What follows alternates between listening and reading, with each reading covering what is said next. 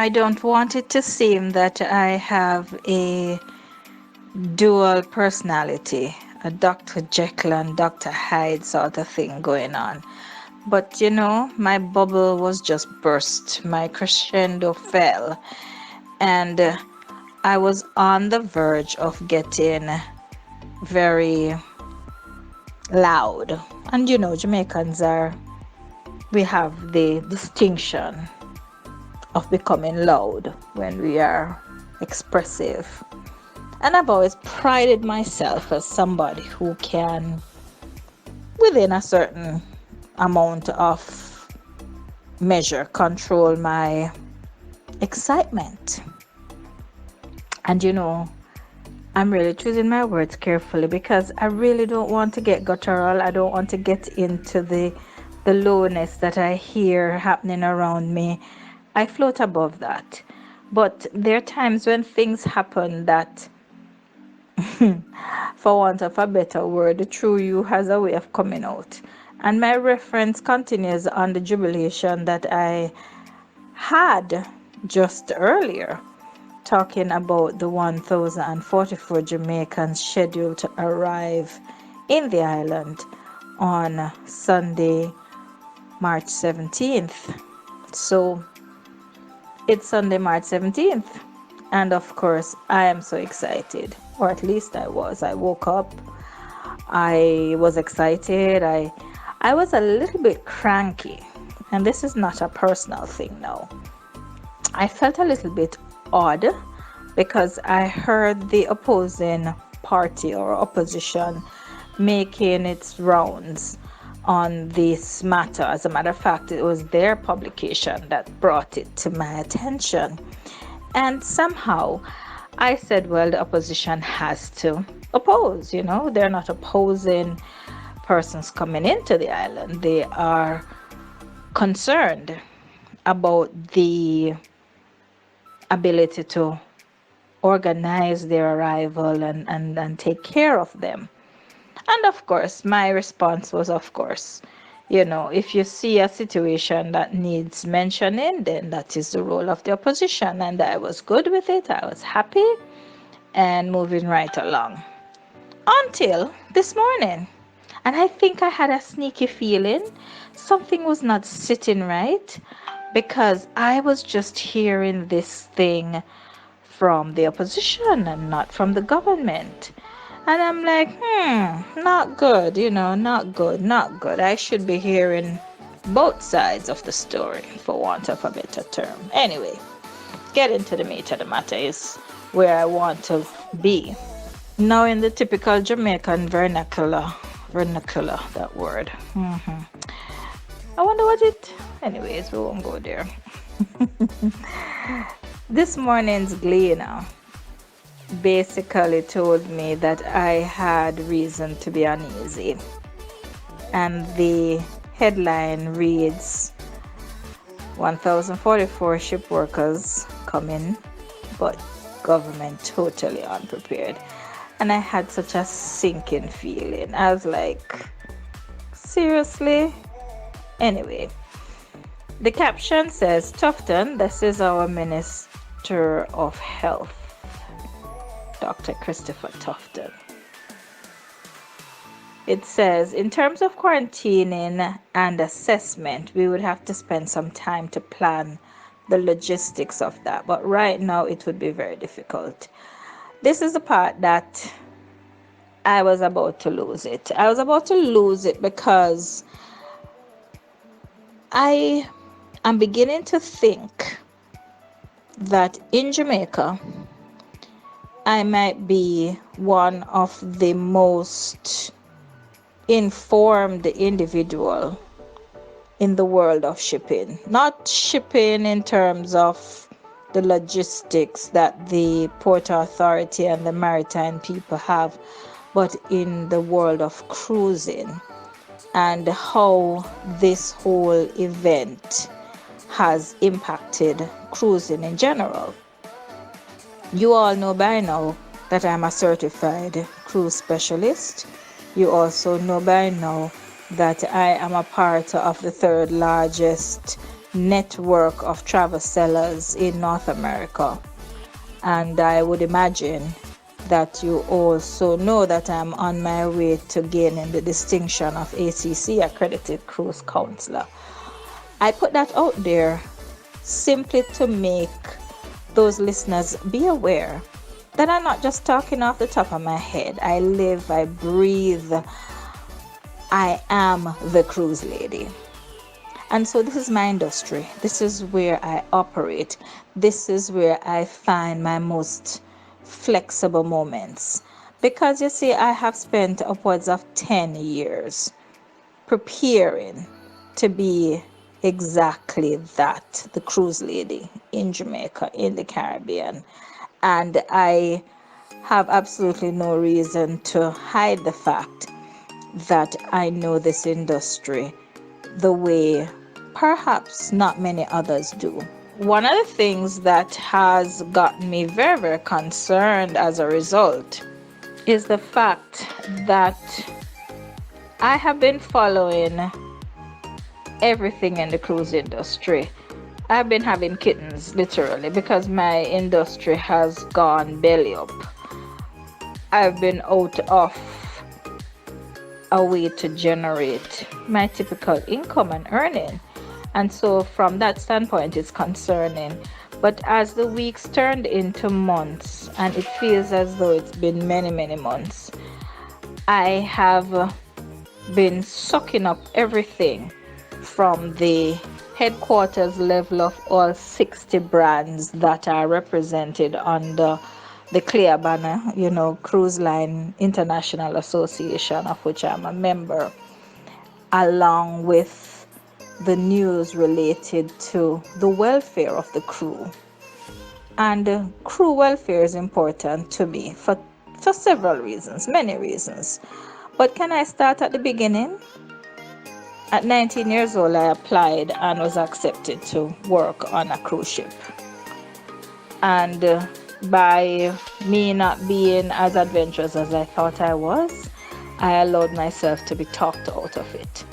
So if you should really pay attention to the fact that I am still in the world of cruising, close to 30 years on, I have a love affair with cruises. Now, I have also been around, especially hotel workers, as I was one of them in my earlier career, who have moved on to cruising. And many of them have excelled. Many of them are officers. These are people I worked with. And the sweetest thing, and I kid you not, I've had some of the most enchanted experiences when I am on a cruise ship. And I not only see a Jamaican, that's amazing just by itself. But when I see an officer class Jamaican, I get goose pimples.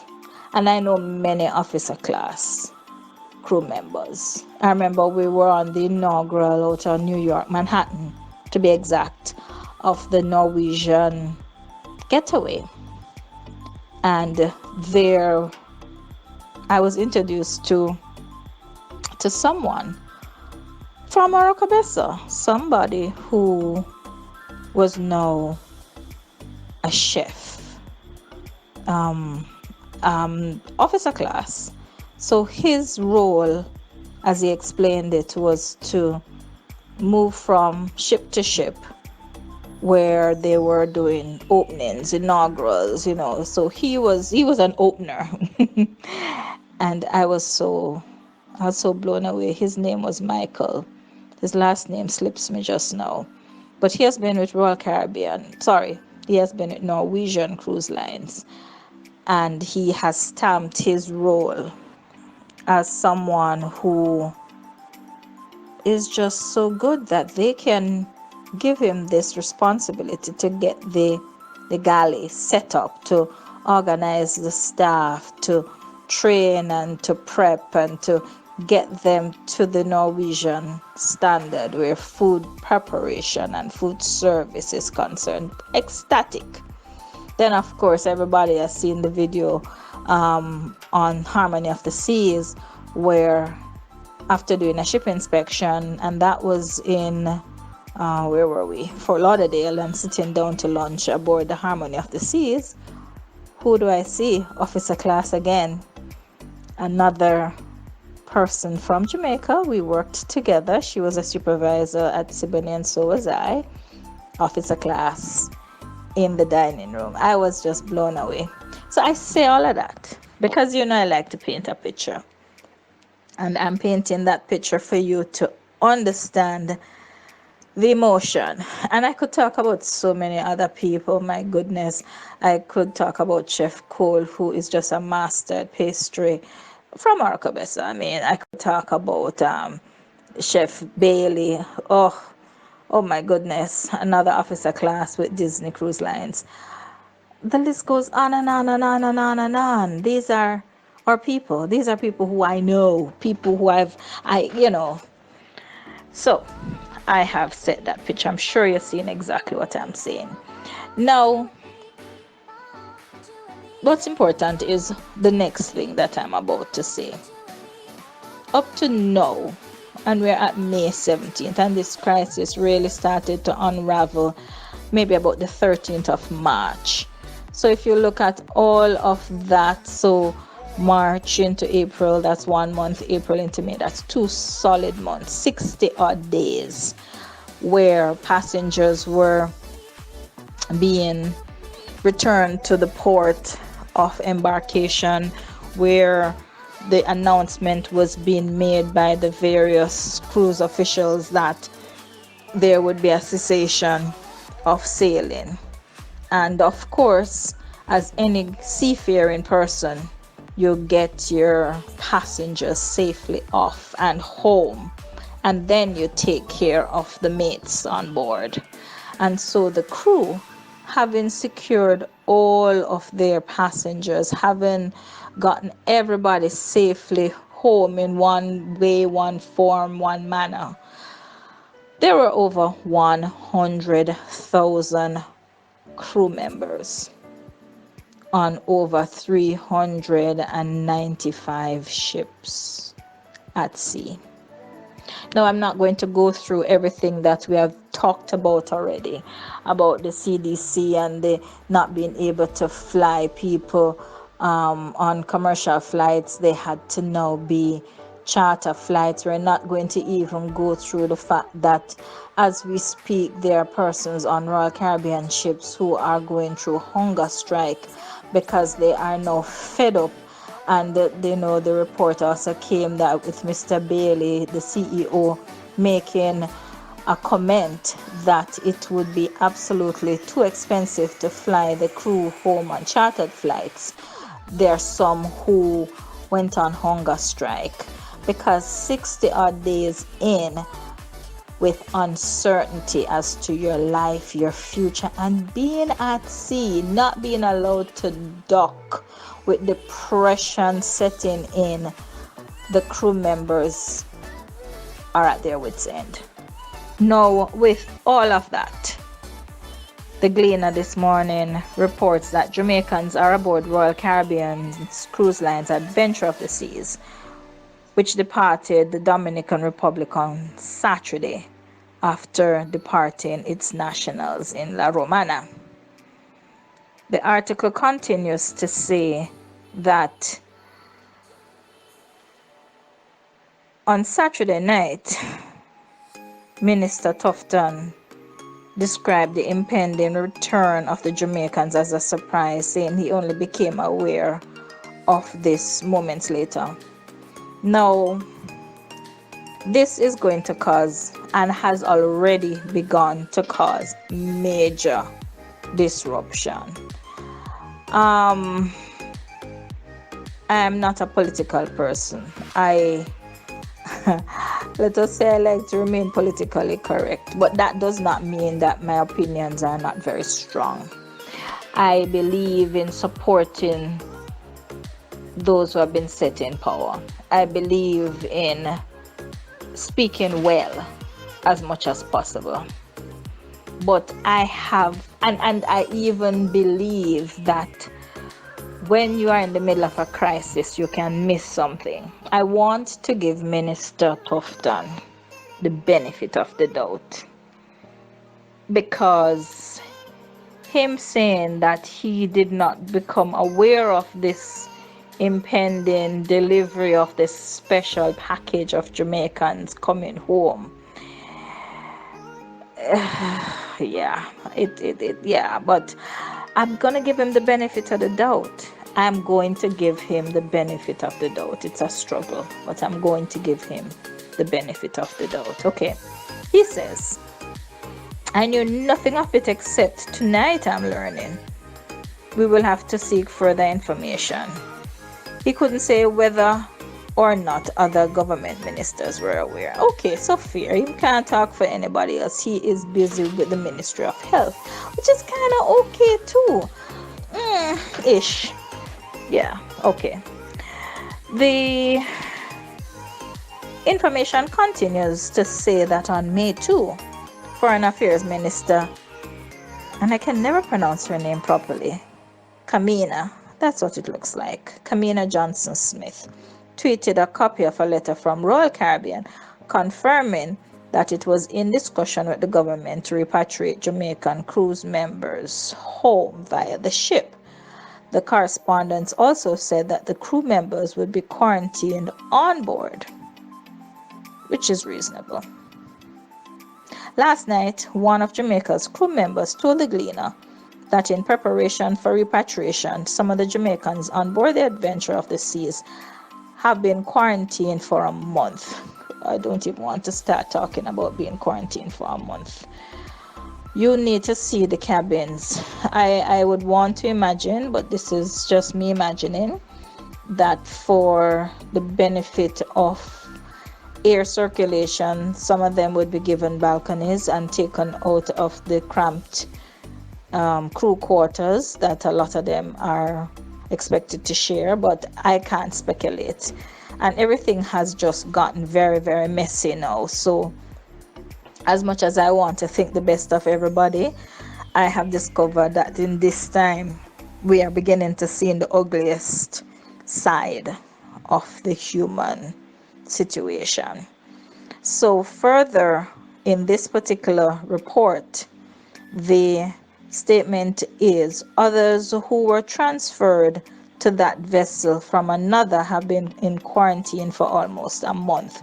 So just so that you understand, there has been a rendezvous where the crew members have been transported via the vessel that they work on to a spot. For Royal Caribbean, their private island in the Bahamas would be Coco Cay.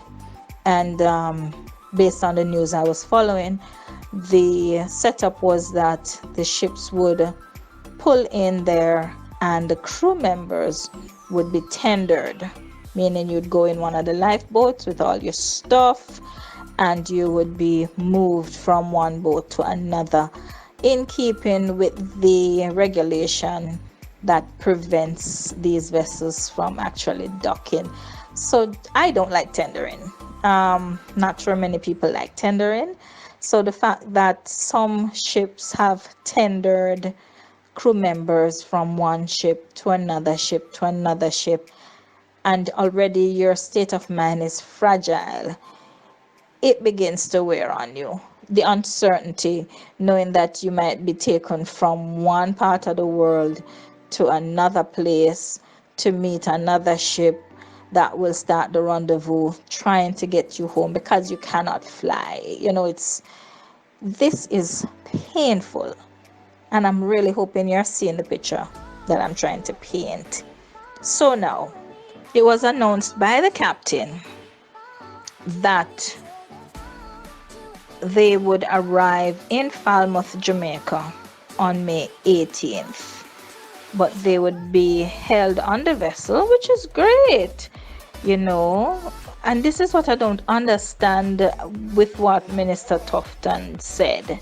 Because if the captain's arrangement is in keeping with the conversation communicated by Royal Caribbean to the Minister of Foreign Trade, stating that they, Royal Caribbean, they're gonna foot the bill to quarantine these people until the 23rd of May, giving them 15 days of quarantine before they are transferred to us, before the major handing over ceremony happens. I don't understand the confusion. I'm at the stage right now where I'm wondering if the government needs somebody like me to assist them in logistics, because this is what we do. We logisticize. There's no such word. I just made that up. But I'm really beginning to get passionate as I'm reading this. I've been watching and listening, and they make things seem very hard. And believe you me, this is not an intention to bash the government, but I have worked in the logistics of moving people, managing people, making these transactions as seamless as possible, that you literally feel like you're floating on air. Now, the persons in government, they are technocrats. They sit, they assess, they debate, they give instructions, and I would want to assume somebody carries them out. On the other hand, people like us, we do all that they do in our industry, and then we carry out. So, it just seems very, very, I'm trying to find good words. I really want to find good words.